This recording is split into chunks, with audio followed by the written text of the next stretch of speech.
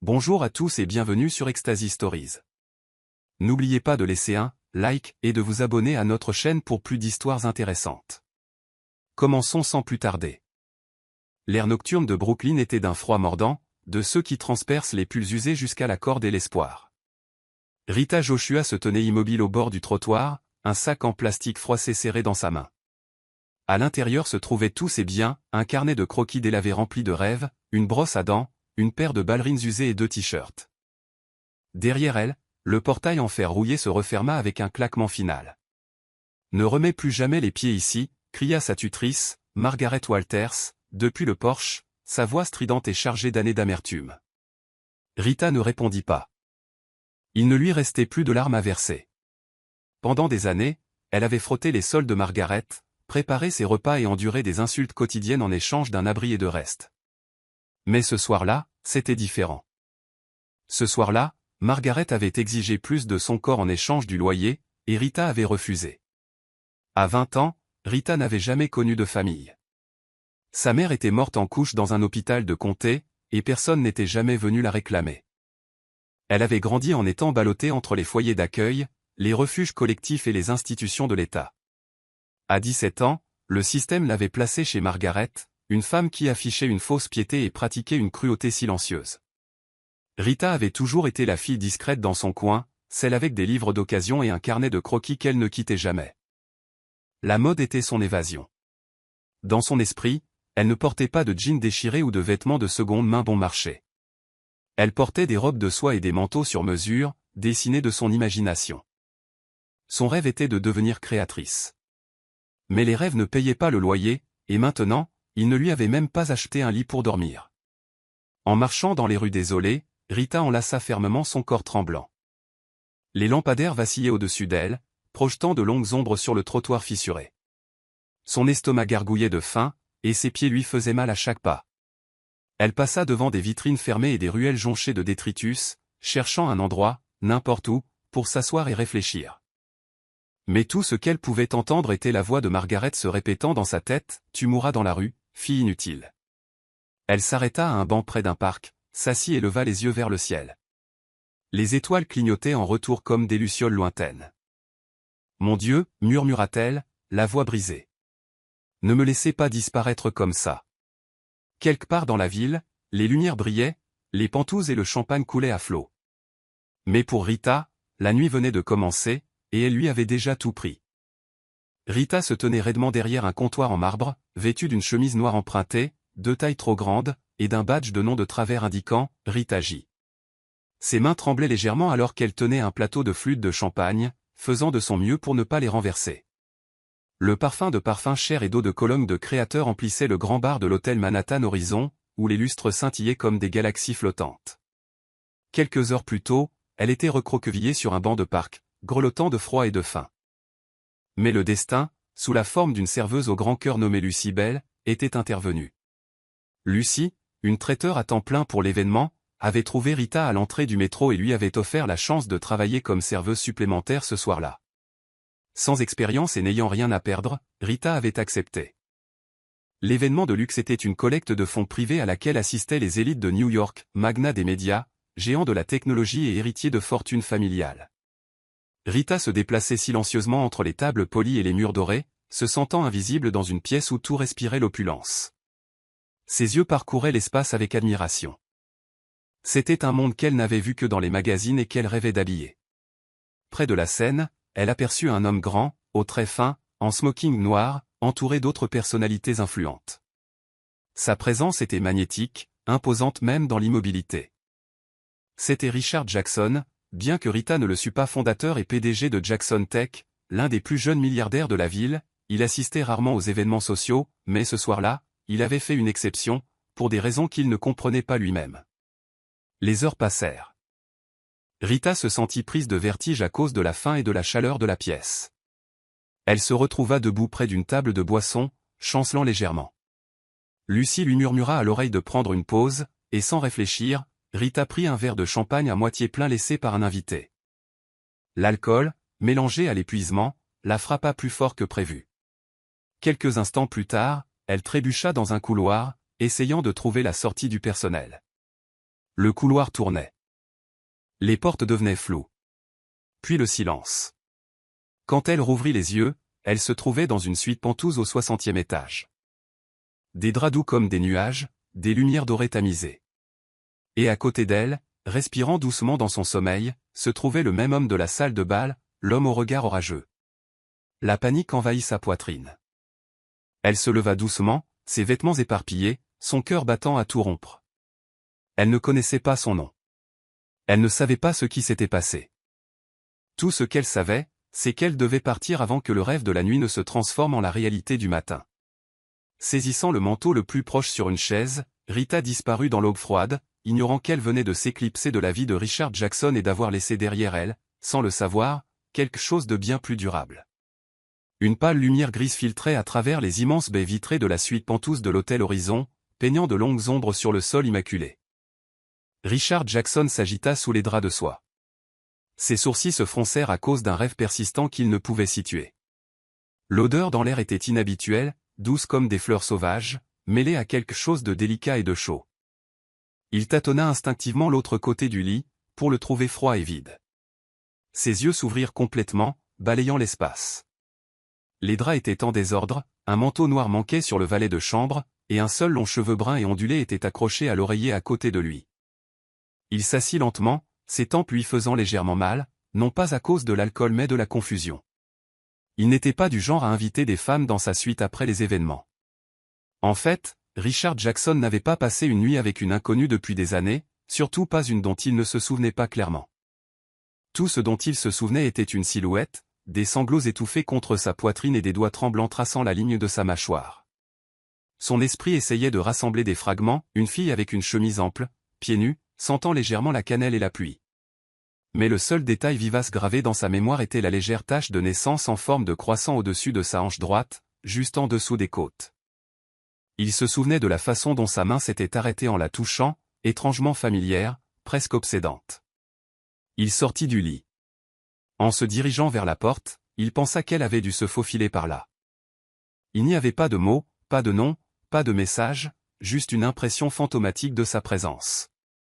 Richard se dirigea vers le bureau, se connecta à la sécurité de l'hôtel et demanda les enregistrements du couloir. Mais la caméra près de sa suite était en maintenance cette nuit-là. Typique. Elle avait disparu comme de la brume, pendant des heures. Il s'assit en silence, l'esprit en ébullition, passant en revue les visages du gars-là, les voix qu'il avait entendues, les rires qu'il ne reconnaissait pas. Mais rien ne correspondait. Elle était partie, qui qu'elle fût. Elle était entrée dans sa vie comme un fantôme, avait laissé une marque plus profonde que celle sur sa peau, et avait disparu avant que le matin ne puisse lui demander son nom. Il ne se doutait pas que ce souvenir le hanterait pendant des années, façonnant discrètement chaque choix, chaque regard, chaque battement de cœur, jusqu'à ce que le destin, une fois de plus, la ramène à lui. L'étincelant gratte-ciel de Jackson Tech perçait l'horizon de Manhattan comme une lame d'ambition, ses fenêtres en miroir reflétant un monde de pouvoir, d'invention et de richesse. À l'intérieur des halls immaculés, où le verre rencontrait l'acier et où le temps, c'était de l'argent, Rita Joshua se déplaçait comme une ombre, vêtue d'un uniforme de concierge bleu marine, son nom brodé sur sa poitrine en fil blanc soigné. Elle poussait une serpillière le long du couloir poli à l'extérieur de l'étage de la direction. 2 ans s'étaient écoulés depuis la nuit où elle s'était enfuie de cette chambre d'hôtel, 2 ans qu'elle s'était éclipsée loin d'un homme dont elle ne connaissait pas le nom, mais dont la présence persistait dans ses pensées comme un murmure. Chaque jour, elle pointait avant le lever du soleil et dépointait après la tombée de la nuit, faisant le travail que personne ne voulait voir. Frotter les toilettes, vider les poubelles, nettoyer les salles de conférence où se concluaient des marchés de plusieurs milliards de dollars. Mais Rita ne se plaignait pas. Ce travail, arrangé pour elle par Lily Carter, sa seule véritable amie, signifiait la stabilité. Après des années passées dans des refuges, sur des canapés, dans la peur d'être vue, c'était un miracle. Elle gardait la tête basse, ne parlait que si on lui parlait, et ne lâchait jamais son carnet de croquis, qu'elle cachait sous le chariot de nettoyage derrière les bouteilles de désinfectant. À l'intérieur fleurissait sa vie de rêve, des robes élégantes, des costumes futuristes et des tissus qui scintillaient comme des étoiles. La mode vivait toujours en elle. Elle ne pouvait simplement pas encore se la permettre. Mais même dans son invisibilité, Rita ne pouvait échapper au regard. Des chuchotements la suivaient dans la salle de pause. Elle est trop silencieuse, trop jolie pour être concierge. Peut-être qu'elle espionne pour les RH. Rien de tout cela ne l'importait. Elle ne se souciait pas des drames de bureau ni des regards arrogants des stagiaires qui se pavanaient en chaussures de créateurs. Ce qui lui importait, c'était de nourrir son fils de 2 ans, Nathan, qui restait à la garderie à 3 rues de là. Personne à Jackson Tech ne connaissait son existence, ni celle de l'homme qui, sans le savoir, l'avait engendré. Et si le destin était clément, il ne le saurait jamais. Ce soir-là, Rita nettoyait la salle du conseil alors que le coucher de soleil déversait de l'or par la fenêtre. Elle regarda dehors brièvement, ignorant que juste un étage au-dessus, l'homme du lit duquel elle s'était éclipsée, l'homme qui ne l'avait jamais oublié, était assis à son bureau, attendant sans le savoir la deuxième collision qui allait tout changer. Richard Jackson était assis seul dans son bureau d'angle, l'horizon de New York s'étendant à l'infini derrière la paroi de verre. Le tic-tac de l'horloge antique sur le mur était le seul son, mis à part le bourdonnement occasionnel des notifications par email. Mais même les mémos les plus urgents des directeurs du conseil ne pouvaient chasser le fantôme qui persistait dans les recoins de son esprit. 2 années complètes s'étaient écoulées, 24 mois de distractions vaines, de rendez-vous sans lendemain et d'enquêtes infructueuses. Et pourtant, il la voyait encore, non pas en personne, mais par fragments. La courbe délicate de son dos, la petite tache de naissance en forme de croissant sur sa taille, la manière silencieuse dont elle était partie sans un mot.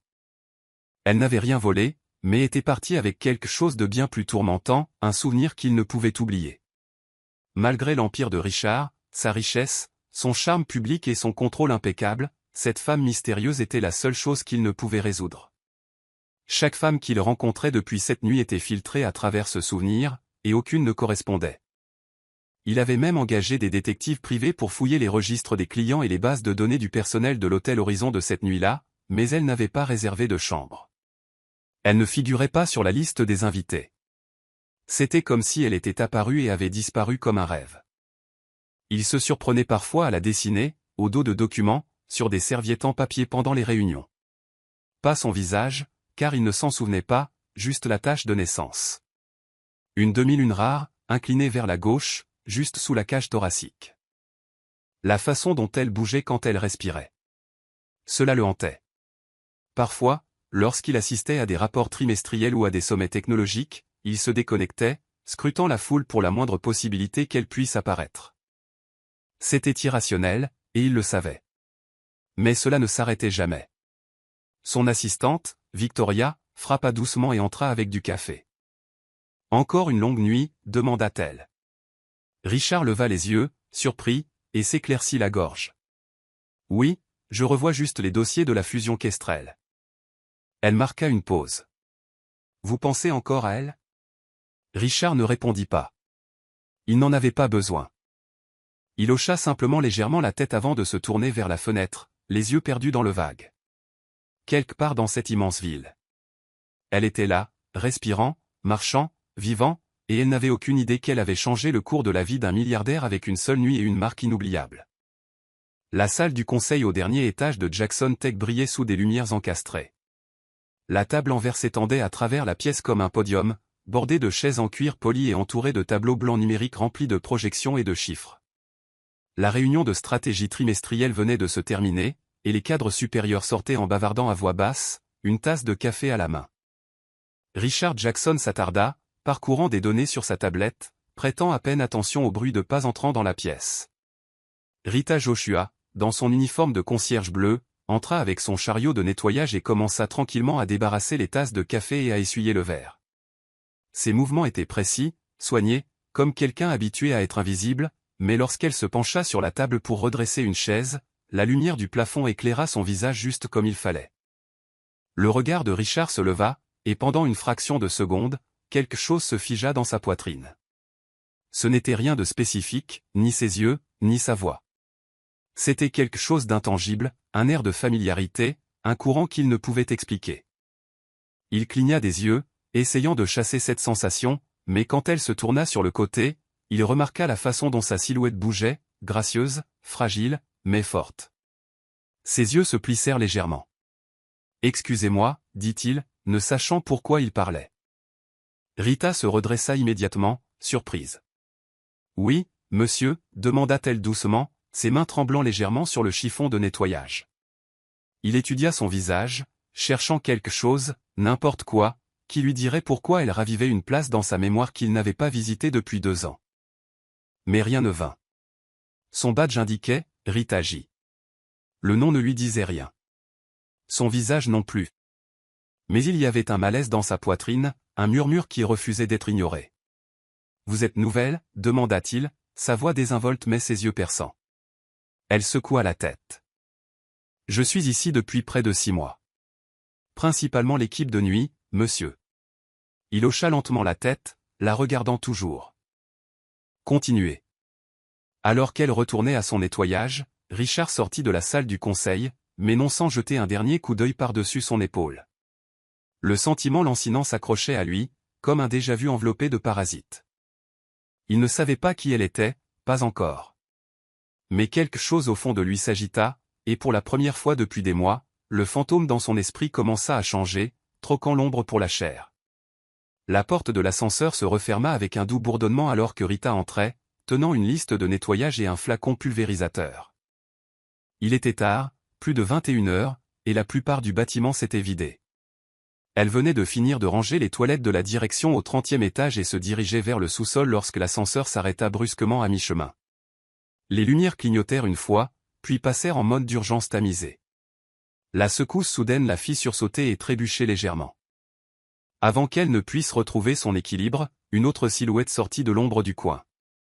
Richard Jackson, veste de costume jetée sur le bras, expression indéchiffrable. Leurs regards se croisèrent. Pendant une seconde, un silence lourd plana entre eux, ponctué uniquement par le faible bourdonnement de la cabine bloquée. Le cœur de Rita s'emballa. Elle n'avait pas réalisé que quelqu'un d'autre était entré lorsqu'elle avait appuyé sur le bouton. Elle garda les yeux baissés, priant pour que l'ascenseur redémarre. Mais ce ne fut pas le cas. Un panneau clignotant au-dessus d'eux confirma le pire, panne d'ascenseur. Et elle était maintenant seule dans un espace confiné avec l'homme le plus puissant de l'entreprise. Richard expira brusquement et appuya sur le bouton d'appel d'urgence. C'est Jackson. Nous sommes coincés entre les étages 30 et 29. Non, personne n'est blessé. Juste. Envoyez quelqu'un rapidement, dit-il avant de relâcher le bouton. Puis il se tourna vers elle. Ça va ? Oui, monsieur, murmura-t-elle. Il hocha lentement la tête, puis s'adossa contre une paroi en miroir, croisant les bras. Les minutes passèrent en silence, mais quelque chose dans sa posture, sa présence, le frappa à nouveau, ce même fantôme de reconnaissance. Vous ne parlez pas beaucoup, n'est-ce pas ? Demanda-t-il soudain, son ton désinvolte mais inquisiteur. Rita hésita. J'essaie de ne déranger personne. Il haussa un sourcil. Vous travaillez dur. J'ai vu vos rapports de nettoyage. Jamais en retard, jamais négligente. Il n'y en a plus beaucoup comme ça. Elle le regarda, surprise. Merci. Richard étudia à nouveau ses traits sous la faible lumière ambrée. Il y avait quelque chose dans la courbe de sa mâchoire, la forme de ses lèvres, mais toujours aucune connexion. Pourtant, la tension, le courant étrange, presque magnétique entre eux, pulsait silencieusement. Aucun des deux ne parla de nouveau alors que les secondes se transformaient en minutes. 2 étrangers liés dans une boîte de verre et d'acier, piégés non seulement par la machinerie, mais par un passé dont un seul se souvenait, et que l'autre avait vécu sans le savoir. Le gala de charité annuel de Jackson Tech scintillait sous des lustres dorés dans une salle de bal historique de Manhattan, remplie des plus puissants magnats des affaires, politiciens et investisseurs de la ville. Chaque surface brillait, des sols en marbre aux coupes de champagne délicatement tintinnabulantes dans les mains d'hommes en smoking et de femmes en robes de soie longue. Mais au milieu des robes de créateurs et de l'élégance étudiée, une femme se démarquait, non par le luxe, mais par une simplicité brute et à couper le souffle. Rita Joshua entra timidement par la grande entrée, ses mains tremblant alors qu'elle serrait sa petite pochette noire. Elle portait une robe bleu nuit sans manches qui tombait en vagues élégantes jusqu'à ses chevilles, confectionnée non pas dans un tissu coûteux, mais à partir de rideaux de satin réutilisés et de chutes qu'elle avait cousus à la main pendant des semaines en secret. Son amie Lily Carter l'avait suppliée d'utiliser le laissez-passer de personnel supplémentaire qu'elle avait trouvé, et de venir juste une fois pour voir le monde dont elle avait toujours rêvé. Rita avait résisté, mais quelque chose en elle, quelque chose d'audacieux et de silencieux, avait dit oui. Elle ne portait aucun bijou, aucun maquillage au-delà d'une touche de baume à lèvres, et ses cheveux étaient attachés en un simple chignon. Pourtant, les têtes se tournaient sur son passage, inconscientes de l'élégance qu'elle portait comme une seconde peau. Richard Jackson se tenait près de la scène surélevée, sirotant un verre de scotch et écoutant à moitié les conversations autour de lui. Il avait assisté à un millier d'événements comme celui-ci: réseautage, dons, charme artificiel, mais ce soir, un changement dans l'air le fit marquer une pause. Ses yeux parcoururent nonchalamment la pièce jusqu'à ce qu'il s'arrête, net. De l'autre côté de la salle de bal, descendant l'escalier sous une lumière douce, se trouvait elle. Il ne connaissait pas son nom. Il ne savait pas où il l'avait vue auparavant. Mais il savait, profondément, instinctivement, qu'il l'avait déjà vue. Sa poitrine se serra. C'était comme si le monde était devenu muet, tout le reste se transformant en un flou sauf cette fille dans la robe bleu nuit. Il ne pouvait pas la quitter des yeux. Rita évitait le contact visuel avec tout le monde, restant près du bord de la foule, espérant voir un sourire de loin. Mais son souffle se coupa lorsque ses yeux tombèrent sur Richard. Il la regardait, non pas comme un PDG, non pas comme un étranger, mais avec une intensité étrange qui fit battre son cœur. Elle détourna rapidement le regard et se fondit dans la foule. Pourtant, ce seul regard déclencha quelque chose que ni l'un ni l'autre ne pouvait expliquer. Pour Richard, c'était un murmure du passé. Pour Rita, c'était le début d'une attraction qu'elle ne pouvait plus ignorer. Amanda Hastings, vice-présidente des opérations et ancienne amante de Richard Jackson, fulminait dans le couloir de Jackson Tech, ses talons à semelles rouges résonnant comme des tambours de guerre. Ses yeux bleus glacial brûlaient d'une chose plus profonde que la jalousie. C'était de la peur. La peur d'être remplacée. Depuis le gala, elle avait remarqué que Richard agissait différemment. Distant pendant les réunions. Distrait lors des briefings stratégiques. Désintéressé de leurs célébrations habituelles après les événements. Puis elle vit les photos. Un blogueur anonyme avait capturé un seul cliché. Richard fixant une femme inconnue de l'autre côté de la salle de bal avec une expression qu'Amanda ne lui avait pas vue depuis des années. Ce n'était pas de la curiosité. C'était du désir. Les recherches d'Amanda ne donnaient rien. Pas d'antécédents. Pas d'enregistrement d'invités. Puis, par pur hasard, elle croisa Rita dans le couloir, le visage sans maquillage, les cheveux en chignon, et vêtue de son uniforme de concierge bleu. Amanda lui jeta à peine un regard jusqu'à ce que quelque chose fasse tilt. La même fille que celle du gala? Habillée comme ça? Elle s'arrêta net, cligna des yeux et se retourna. C'était elle.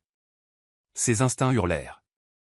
À midi, Amanda avait déjà rencontré le chef des RH et exigé un examen du dossier d'emploi de Rita Joshua.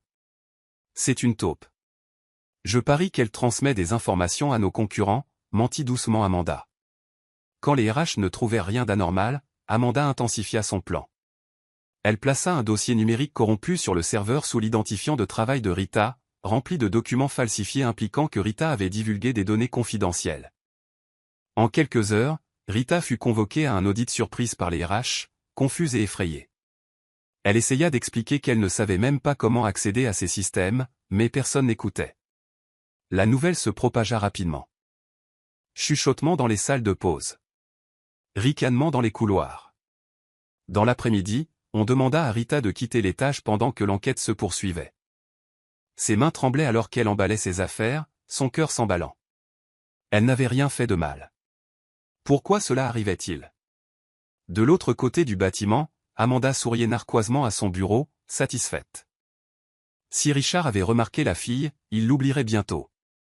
Du moins, c'est ce qu'elle pensait. Mais Richard Jackson n'était pas un homme qui ignorait les schémas. Quand il entendit que la concierge, Rita, était sous enquête pour une violation interne, quelque chose se tordit dans ses entrailles. Il demanda son dossier, et ce qu'il y trouva allait démanteler tout le complot d'Amanda, et réveiller des soupçons qu'il n'avait pas osé revisiter depuis cette mystérieuse nuit 2 ans auparavant. Rita était assise dans la froide salle de conférence des RH, les mains serrées sur ses genoux, essayant de ne pas pleurer devant les cadres aux yeux de verre qui feuilletaient son dossier comme s'il s'agissait d'un reçu jeté. « Il y a des preuves d'accès non autorisées à des documents sous votre identifiant », déclara l'un d'eux d'un ton plat.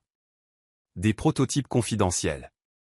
Nous examinons encore l'étendue des dégâts. » Rita pouvait à peine parler.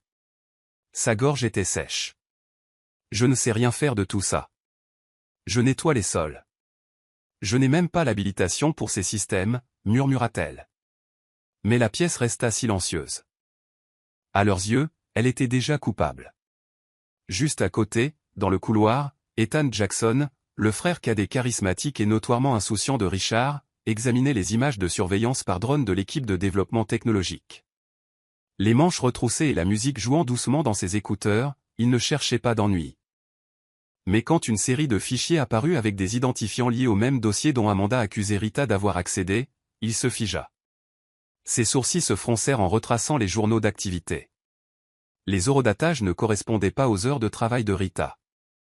Pire encore, il put voir qu'Amanda s'était connectée en tant qu'administrateur quelques minutes seulement avant la découverte de la violation.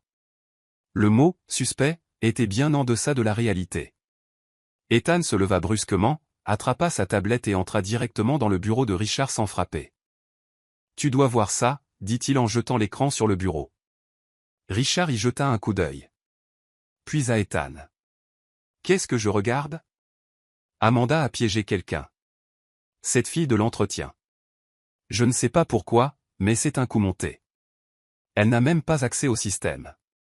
Regarde les traces de contournement. » L'expression de Richard s'assombrit. Il ne dit pas un mot. Il se leva simplement, ajusta ses boutons de manchette et sortit. Quelques minutes plus tard, la porte de la salle des RH s'ouvrit. Richard entra, suivi d'Ethan et de 2 membres de son équipe juridique. « Cette enquête est terminée », dit froidement Richard. « Mademoiselle Joshua, vous pouvez retourner au travail.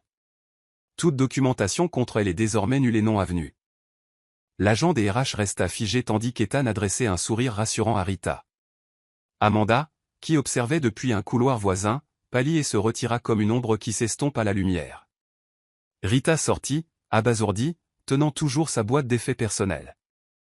Elle ne comprenait pas ce qui venait de se passer, mais elle savait qu'elle avait été sauvée par quelqu'un qu'elle n'avait jamais rencontré auparavant.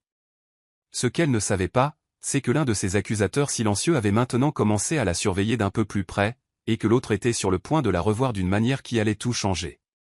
L'heure de pointe matinale à Jackson Tech était implacable, et Rita se déplaçait rapidement entre les parois de verre et les installations chromées de l'étage de la direction. Un café au lait renversé près du couloir et avait laissé une traînée de crème sur le marbre poli, et elle se dépêcha de nettoyer avant l'arrivée de la prochaine vague de cadres. Son chariot roulait à ses côtés, le manche d'une serpillière dépassant légèrement alors qu'elle se penchait en avant. Dans sa hâte, elle ne remarqua pas le bord d'un tiroir de meubles en métal qui dépassait du mur. Lorsqu'elle se tourna pour attraper le flacon de désinfectant, le coin pointu lui rafla profondément le flanc. Elle sursauta, reculant alors que la douleur la brûlait juste au-dessus de la taille. Le sang commença à tacher son uniforme bleu clair, et elle laissa tomber le flacon pulvérisateur avec un bruit sec. Rita grimaça et se tint le côté, essayant de tirer sur le tissu pour évaluer la blessure, mais la déchirure s'était déjà élargie. Juste au moment où elle reculait en chancelant, l'ascenseur derrière elle s'ouvrit, et Richard Jackson en sortit. Son front se plissa en remarquant le flacon cassé et sa posture voûtée. Il se dirigea instinctivement vers elle. « Vous saignez » dit-il, la voix pressante mais calme. « Oui, ce n'est rien, juste une éraflure. »« Je vais aller à l'infirmerie en bas » dit-elle rapidement, essayant de se détourner. Mais en se déplaçant, sa main glissa, et le tissu déchiré se souleva juste assez pour révéler la peau sous sa taille. Le monde de Richard s'arrêta.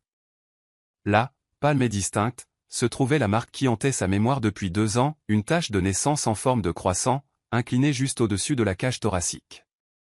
Son souffle se coupa.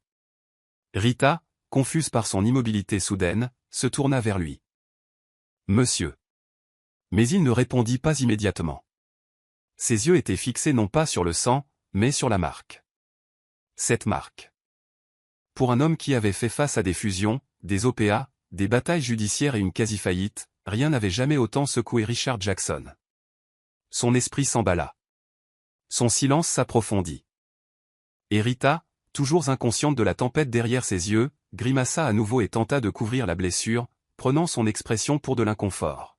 « Je vais nettoyer ça. Je suis désolé. S'il vous plaît, ne faites pas de rapport. » Richard cligna des yeux et sortit de sa torpeur. « Non. Allez à l'étage médical. Je vous y emmène moi-même, dit-il fermement. Elle hésita mais hocha la tête, trop bouleversée pour discuter. Alors qu'ils marchaient ensemble dans un silence tendu vers l'ascenseur de la direction, les pensées de Richard tourbillonnaient. C'était elle, la fille sans visage de cette nuit-là, celle qu'il avait cherchée pendant tout ce temps. Et elle avait été ici, nettoyant ses sols. Richard Jackson resta seul dans son bureau bien après avoir accompagné Rita à l'aile médicale. La ville en bas bourdonnait à son rythme habituel. Mais à l'intérieur de lui, tout avait changé. Son esprit rejouait le moment où son uniforme déchiré avait exposé la tache de naissance en forme de croissant, la même qui avait hanté ses rêves, la même marque gravée en permanence dans sa mémoire. Ce n'était pas une coïncidence. Ce n'était pas une illusion. C'était elle, la fille qui avait disparu il y a 2 ans sans nom ni trace. Et elle avait été sous son toit, travaillant pour son entreprise, à portée de main, cachée à la vue de tous. Le choc ne passa pas facilement. Richard avait bâti un empire de plusieurs milliards de dollars en reconnaissant des schémas, en lisant les gens, en résolvant des énigmes. Mais c'était différent. C'était émotionnel, profond, personnel. Il ouvrit son ordinateur portable et consulta à nouveau son dossier d'employé. Rita Joshua. Aucun diplôme universitaire. Pas d'emploi antérieur au-delà du nettoyage et du travail en cafétéria. Aucun contact d'urgence. Aucune adresse permanente indiquée. Son dossier était vide, comme un fantôme. Mais sa présence, sa voix, son immobilité, portaient maintenant bien plus de poids. Comment avait-il pu ne pas le voir? Il commença à l'observer, non pas d'une manière froide et calculatrice, mais avec une obsession silencieuse qu'il ne comprenait pas entièrement. À travers les panneaux de verre réfléchissants, il s'arrêtait parfois pour l'observer nettoyer le salon de la direction ou organiser le placard à fourniture avec une précision mécanique. Il y avait une certaine tristesse dans son regard qui n'était pas là il y a 2 ans. Elle ne souriait jamais, ne socialisait jamais. Elle existait en marge de son monde, comme si elle ne voulait pas être vue. Et soudain, ce mystère commença à le consumer. Pourquoi était-elle partie cette nuit-là? Pourquoi n'avait-elle jamais essayé de le contacter? Que cachait-elle? Au cours des jours suivants, Richard trouva des excuses pour se trouver dans des zones qu'il ignorait normalement. Des couloirs où elle travaillait, des coins de cafétéria qu'elle traversait. Il gardait ses distances mais notait chaque détail. Son uniforme, toujours impeccable. Ses cheveux, toujours attachés. Et une fois, il remarqua un croquis froissé qui dépassait de son chariot de concierge. Un dessin de robe élégante si exquis qu'il le laissa sans voix. Les mêmes mains qui nettoyaient ses sols dessinaient comme un couturier parisien. Il savait maintenant, sans l'ombre d'un doute, que le destin ne l'avait pas seulement ramené. Il lui avait donné une seconde chance. Mais ce qu'il ne savait pas, c'était pourquoi elle était partie cette nuit-là. Et quel secret elle portait encore derrière ses yeux silencieux. Richard Jackson avait toujours été un homme de raison. Il prenait des décisions basées sur la logique, les données et le contrôle, jamais sur l'impulsion. Mais depuis qu'il avait vu cette tache de naissance, ses instincts avaient pris le dessus sur sa discipline. Maintenant, il ne pouvait plus s'en empêcher. Il avait besoin de réponses. Pas la confronter, pas encore, mais comprendre. Qui était Rita Joshua? D'où venait-elle? Pourquoi avait-elle disparu après cette nuit il y a 2 ans? Et surtout, pourquoi n'en avait-elle jamais dit un mot? Dans l'intimité d'un bureau sécurisé à domicile. Richard fouilla dans des dossiers que la plupart des cadres ne prendraient pas la peine de consulter. Son dossier d'employé ne révélait presque rien. Il alla donc plus loin. Il demanda un accès non officiel aux vérifications d'antécédents originales des RH et utilisa ses propres ressources, des détectives privés qui lui devaient des faveurs. En 48 heures, un rapport préliminaire atterrit dans sa boîte de réception cryptée.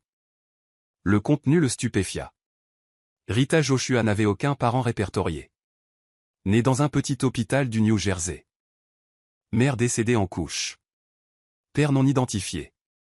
Elle avait été passée de foyer d'accueil en foyer d'accueil jusqu'à ce qu'elle soit placée chez une femme nommée Margaret Walters à 16 ans. Rapport de maltraitance, de négligence, d'abandon scolaire, et 3 contrôles de police pour son bien-être déposés anonymement à 18 ans. Elle disparut complètement du système.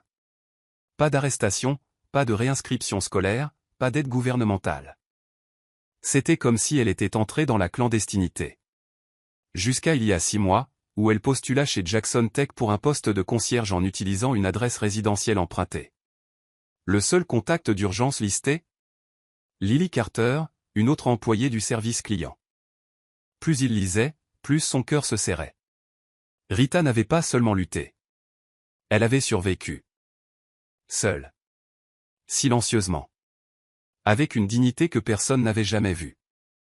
Richard fixa la photo de surveillance que son équipe avait extraite. Rita, dans son uniforme, la tête baissée. Entrant dans le bâtiment pendant une tempête de neige à 5h41. Pas une seule plainte déposée. Pas un seul jour de maladie. Il regardait une femme qui avait construit sa vie brique par brique sur rien d'autre que la douleur et la persévérance. Et soudain, cette obsession de la connaître ne relevait plus de la culpabilité ou de la curiosité. C'était autre chose. Un besoin de protéger. Un désir de comprendre. Et une peur, profonde et inconnue, qu'il ait peut-être abandonné quelqu'un qui était destiné à être plus qu'un souvenir fugace. Mais ce qui le hantait le plus était cette pensée inébranlable.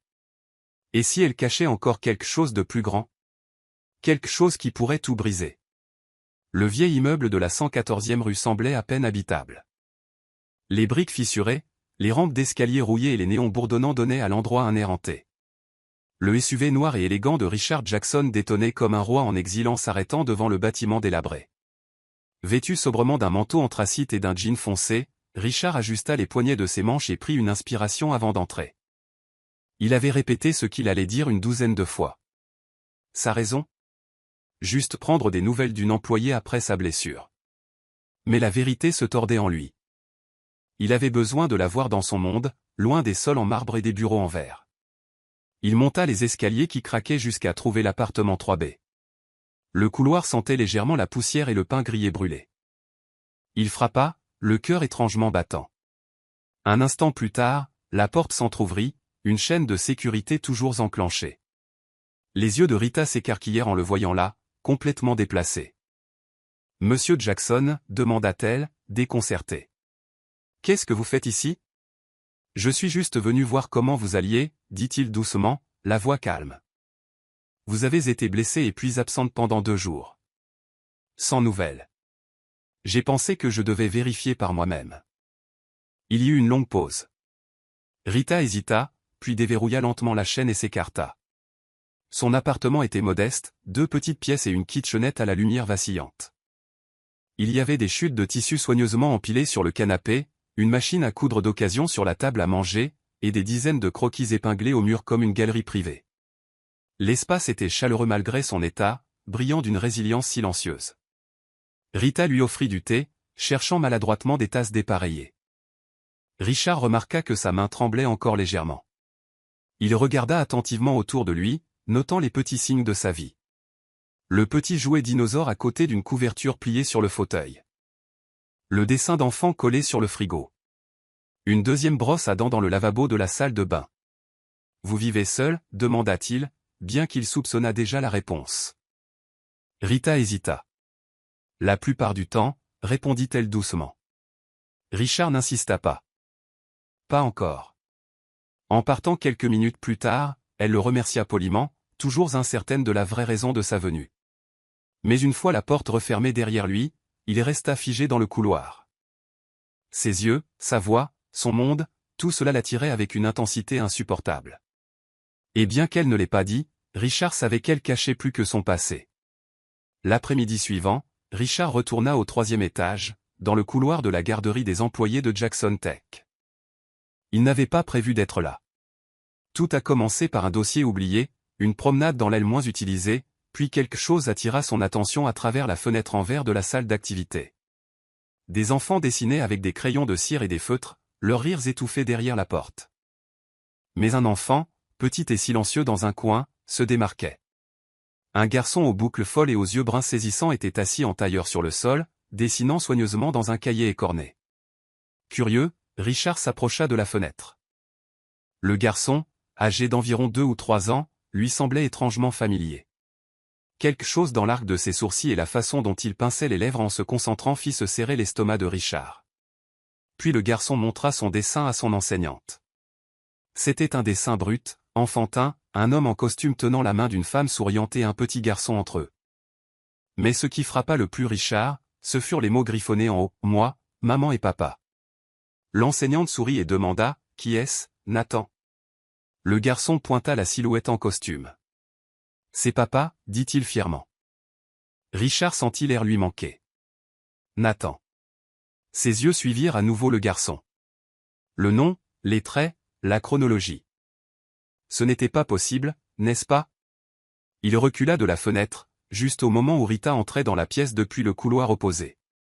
Se précipitant pour récupérer l'enfant, elle le serra fort dans ses bras et s'excusa auprès de l'enseignante d'être quelques minutes en retard. Nathan gloussa et lui montra le dessin. Rita se figea. Son expression changea, mais seulement pour une seconde. Elle sourit doucement, embrassa la joue de son fils et glissa le dessin dans son sac. Mais elle ne vit jamais Richard debout dans le couloir, les yeux écarquillés d'incrédulité, chaque os de son corps hurlant la vérité qu'il n'avait pas osé imaginer jusqu'à présent. Richard ne parla pas. Il ne la confronta pas. Il se tourna simplement et s'éloigna lentement, l'esprit en ébullition. Nathan, le garçon avec sa mâchoire, son menton, son silence. L'enfant de la femme qu'il avait passé des années à chercher. Le monde de Richard bascula, et pour la première fois, le fantôme de cette nuit inoubliable prit vie dans le dessin au crayon d'un petit garçon. Richard Jackson avait fait face à des transactions à haut risque, à de l'espionnage industriel et à un examen public mondial, mais rien n'avait fait trembler ses mains comme la simple enveloppe qui se trouvait maintenant sur son bureau en acajou. Elle était arrivée ce matin-là dans un paquet ordinaire et non marqué, glissé discrètement sous la porte de son bureau par un détective privé de confiance. À l'intérieur se trouvait un document d'une seule page contenant les résultats d'une comparaison d'ADN, qu'il avait ordonné en secret après avoir glissé dans sa mallette un gobelet en papier usagé que Nathan avait jeté à la garderie. La nuit après avoir vu le dessin, Richard avait à peine dormi. Le doute le rongeait, mais l'instinct tonnait plus fort. Le garçon avait ses yeux, sa démarche exacte, même la même petite ride de froncement qui plissait son front en concentration. Richard ne voulait pas y croire tant que ce ne serait pas un fait. Il avait enfreint toutes les règles de son code moral pour prélever cet échantillon, mais quelque chose dans son âme lui avait dit qu'il ne pouvait pas s'éloigner de cela en silence. Maintenant, en dépliant la page, son souffle se coupa. Compatibilité de paternité, 99,97%. Les mots le fixaient, brut et indéniable. Nathan n'était pas seulement une possibilité. Il était son fils. Richard se laissa tomber dans le fauteuil en cuir derrière lui, les coudes sur le bureau, les doigts pressés contre ses tempes. La prise de conscience le frappa avec la force d'une vague déferlante. Il avait un fils, un enfant. Pendant plus de 2 ans, Nathan avait existé à son insu, apprenant à marcher, à parler, à rire, pendant que Richard chassait des fantômes et se consacrait à des rapports trimestriels et à des nuits silencieuses remplies de souvenirs d'une femme sans visage. Et Rita? Elle ne lui avait jamais rien dit. Pas une seule fois. Elle avait porté ce poids seule, tout en nettoyant ses sols et en se cachant à la vue de tous. L'émotion monta en flèche, choc, fureur, chagrin, culpabilité, mais au-dessus de tout cela, il y avait quelque chose de plus profond.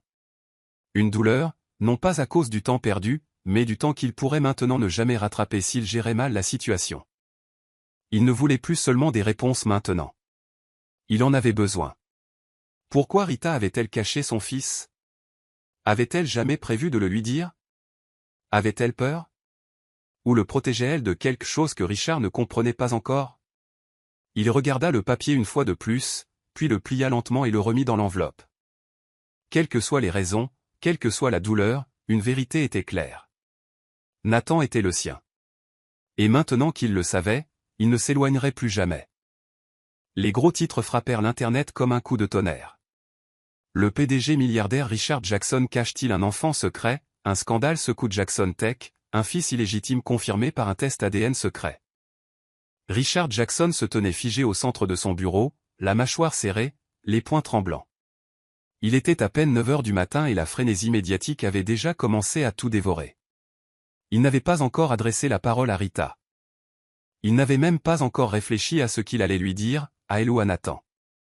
Et maintenant, quelqu'un lui avait volé ce droit, l'avait tordu, transformé en arme, et l'avait lâché sur le monde. Son assistante Victoria fit irruption dans la pièce, essoufflée. « Monsieur, c'est partout en tendance. Les analystes boursiers appellent, les membres du conseil exigent une réunion d'urgence, et 3 de nos principaux partenaires viennent de suspendre leur projet. » Sa voix se fit plus basse. « Monsieur, c'est Amanda qui a fait ça. » Les yeux de Richard s'assombrirent. C'était logique. Amanda avait toujours joué un jeu dangereux, mais là, elle avait franchi une ligne. Elle avait dû découvrir le test ADN qu'il avait ordonné, probablement par un espion au service juridique ou par la surveillance, et l'avait divulgué avec un timing malveillant. Une frappe calculée destinée non seulement à l'embarrasser, mais à fracturer la confiance du public dans l'intégrité de l'entreprise. Elle voulait sa vengeance, et peu lui importait qui elle détruisait au passage. Rita. Son cœur se serra. Si la presse avait cette information, alors Rita l'aurait vue aussi. Elle saurait pour le test qu'il avait fait dans son dos, pour le monde qui spéculait maintenant sur son fils, le petit Nathan, un garçon de 2 ans maintenant placardé sur les blogs à potins et les titres de la presse tech. La fureur en lui bouillonnait. Pendant ce temps, de l'autre côté de la ville, Rita se tenait figée dans la salle de pause de Jackson Tech, le téléphone tremblant dans sa main. Le personnel autour d'elle chuchotait, certains la fixant directement, d'autres faisant semblant de ne pas la voir. L'article contenait son nom, sa photo, une photo de Nathan, une campagne de dénigrement la qualifiant de tout, de manipulatrice à croqueuse de diamants. Ses jambes faillirent la lâcher. Richard entra en trombe dans la salle de conférence de la direction quelques minutes plus tard et convoqua une session d'urgence du conseil. « Vous voulez des réponses » gronda Teil. « Les voici. J'ai un fils. Il est le mien, et si cette entreprise choisit l'image plutôt que l'intégrité, alors vous pouvez trouver un autre PDG. » Un silence suivit, choqué et les yeux écarquillés, mais Richard n'avait pas fini. Alors que la tempête médiatique faisait rage et qu'Amanda se délectait de sa victoire perçue, il prit une décision qui allait changer le récit et peut-être tout sauver. Il était temps de prendre le contrôle, non seulement de son entreprise, mais de son histoire. Et de sa famille.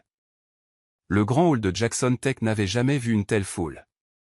Journalistes, investisseurs, flash d'appareils photo et installations de streaming en direct remplissaient l'espace vitré comme une ruche bourdonnante d'anticipation. Le scandale qui avait fuité s'était transformé en un cauchemar de relations publiques au cours des dernières 24 heures. Les actions avaient chuté. La confiance vacillait. L'image impeccable de l'entreprise était sur le fil du rasoir. Et pourtant, alors que la presse attendait la déclaration officielle de Richard Jackson, personne ne s'attendait à ce qui allait suivre. À midi pile, Richard monta sur la scène minimaliste dans un costume noir sur mesure, sans script à la main, sans conseiller juridique à ses côtés. Son expression était calme, indéchiffrable, mais lorsqu'il atteignit le podium, la salle se tut. Sa voix, quand il parla, était claire et certaine. Il y a eu beaucoup de spéculations au cours de la dernière journée sur ma vie personnelle. Laissez-moi clarifier les choses, non pas en tant que PDG, mais en tant qu'homme. Il marqua une pause, laissant la tension crépiter. Oui, l'enfant en question est le mien. Il s'appelle Nathan. Il a 2 ans. Et la femme au centre de cette histoire, Rita Joshua, n'est pas une croqueuse de diamants. C'est la femme la plus forte et la plus remarquable que j'ai jamais rencontrée. Des murmures parcoururent l'auditoire. Richard continua, sa voix inébranlable. Je l'ai rencontrée dans des circonstances extraordinaires il y a 2 ans. Je ne connaissais pas son nom. Je ne savais pas que j'avais un fils. Mais maintenant que je le sais, je ne leur tournerai jamais le dos. Et si quelqu'un remet en question mon intégrité pour avoir aimé mon enfant et la femme qu'il a mis au monde, alors je remets en question la vôtre pour penser que c'est un scandale plutôt qu'une rédemption. Des journalistes se levèrent d'un bond, criant des questions. Confirmez-vous une relation avec elle, fera-t-elle partie de l'entreprise, quelle est la réponse du conseil? Richard leva une main pour demander le silence. Rita ne fait pas partie de mon entreprise. Elle fait partie de mon cœur. Et que cela me coûte tout ou non, je ne m'excuserai pas de l'aimer. Il recula du podium et se dirigea droit vers la foule de journalistes stupéfaits, ne s'arrêtant qu'à l'entrée du hall. Dehors, sous le soleil éclatant de Manhattan, Rita se tenait près de la fontaine, tenant la main de Nathan. Ses yeux étaient rouges d'avoir pleuré, ses joues empourprées de peur et d'incertitude. Quand Richard l'atteignit, il ne dit pas un mot. Il tomba simplement à genoux et la regarda dans les yeux, entouré de journalistes, de caméras et du monde entier. « J'aurais dû te le demander avant que le monde ne le découvre », murmura-t-il. « Mais, Rita, puis-je rentrer à la maison, auprès de toi et de notre fils ?» La place devant Jackson Tech explosa en un chaos indescriptible au moment où Richard tomba à genoux. Les journalistes criaient. Les flashs crépitaient sans relâche, et les badauds haletaient comme si la scène qui se déroulait devant eux sortait tout droit d'un film. Mais Richard ne voyait rien de tout cela. Son monde s'était réduit à 2 personnes, Rita et le petit garçon agrippé à sa jambe, qui le regardait avec des yeux curieux. Nathan. La main de Rita vola à sa bouche, des larmes déjà au bord de ses yeux. Elle avait vu la conférence de presse de l'intérieur du bâtiment, avait entendu chaque mot, mais elle n'aurait jamais imaginé qu'il la trouverait dehors, au milieu du chaos, et choisirait ce moment précis pour lui poser la seule question qu'elle n'avait jamais cru entendre. « Rita Joshua », dit Richard, la voix ferme malgré la foule qui se resserrait autour d'eux. Peu m'importe le timing, les caméras ou les gros titres. Ce qui m'importe, c'est toi. Et lui. J'aurais dû te trouver plus tôt. J'aurais dû me battre plus fort. Mais maintenant que je vous ai tous les deux, je ne perdrai pas une seconde de plus. Veux-tu m'épouser? Les journalistes se turent, les microphones tendus, les caméras tremblant d'une anticipation avide. Rita cligna des yeux à travers ses larmes, regardant l'homme qui hantait autrefois ses rêves et qui se tenait maintenant tremblant devant elle, puissant, vulnérable et complètement à elle. Ses lèvres tremblèrent alors qu'elle s'agenouillait à côté de lui, lui prenant la joue en coupe. « Oui » murmura-t-elle, la voix étranglée par l'émotion. « Oui, Richard. Oui. » Une salve d'acclamations éclata derrière eux alors que les obturateurs des appareils photo explosaient comme des feux d'artifice. Richard enlaça Rita et Nathan, les serrant fort comme s'il craignait que le monde ne les lui vole à nouveau. Nathan gloussa alors que Richard le soulevait doucement dans ses bras. Pour la première fois, le garçon l'appela « Papa ». Richard sourit, les yeux brillants. « Oui, mon grand. Je suis ton papa. » Le chaos autour d'eux n'avait plus d'importance. L'empire qu'il avait bâti, le jugement du monde, le scandale, tout cela avait mené à ce moment de vérité imparfaite et magnifique. Et en embrassant doucement Rita sur le front, Richard sut que c'était plus qu'une rédemption. C'était un commencement, un qu'il protégerait à tout prix. 6 mois plus tard, le domaine des Jackson dans les Hamptons fleurissait de roses ivoire et de rayons de soleil doré. Le jardin privé était rempli d'une foule modeste mais à couper le souffle. Amis proches, employés de confiance et êtres chers s'étaient tous réunis pour assister à une histoire d'amour renaissant du chaos. Rita se tenait à l'autel dans une robe de satin cousu main, qu'elle avait elle-même dessinée, ses doigts étroitement entrelacés avec ceux de Richard. Ses yeux autrefois silencieux brillaient maintenant de paix et de pouvoir. Nathan, dans un minuscule smoking, se tenait entre eux, tenant leurs alliances, souriant alors que des pétales voletaient dans la brise. La femme autrefois jetée à la rue entrait maintenant dans l'éternité selon ses propres termes, aux côtés de l'homme qui hantait autrefois ses rêves et qui vivait maintenant dans son cœur. La cérémonie fut intime, pleine de musique douce et de rire, sans médias, sans presse, juste la vérité. Richard prononça ses vœux avec une tendresse qui laissa les invités silencieux et en larmes. « Tu as changé ma vie sans que je connaisse ton nom », murmura-t-il. « Maintenant, je jure de passer le reste de la mienne à faire en sorte que tu ne l'oublies jamais. » Quand il lui passa la bague au doigt, Rita ne put retenir les larmes qui coulaient sur ses joues. « Je n'ai jamais cru qu'un amour comme celui-ci pouvait être le mien, dit-elle, mais maintenant je sais qu'il l'a toujours été. » Leur baiser scella plus que des vœux. Il scella la guérison, la rédemption et la famille qu'ils étaient devenus. Quelques semaines plus tard, la nouvelle fondation Nathan James pour les femmes résilientes ouvrit ses portes au cœur de la ville. Rita, désormais PDG de la fondation, dirigeait sa vision avec une passion inébranlable, aidant les mères célibataires, les femmes déplacées et les orphelins en difficulté à trouver leur chemin. Son histoire devint une histoire de courage, mais pas une qu'elle racontait souvent. Elle préférait l'action aux mots. Elle travaillait quotidiennement aux côtés de son équipe, les dessins de Nathan accrochés derrière son bureau comme des trésors encadrés. Un après-midi, alors qu'elle terminait une réunion avec un donateur, Nathan se précipita dans la pièce et sauta sur ses genoux avec un cri de joie. Richard le suivit, toujours en costume, desserrant sa cravate. « Papa, je nous ai encore dessiné », rayonna Nathan, tenant un nouveau croquis. Cette fois, c'était une maison avec 3 bonshommes souriants. Richard s'agenouilla à côté de lui, l'embrassa sur le front et sourit. « Ça ressemble à la maison pour moi. » Et c'était le cas. Une maison construite non pas sur la richesse ou la perfection, mais sur des morceaux brisés, rendus entiers à nouveau par l'amour. C'est la fin de l'histoire.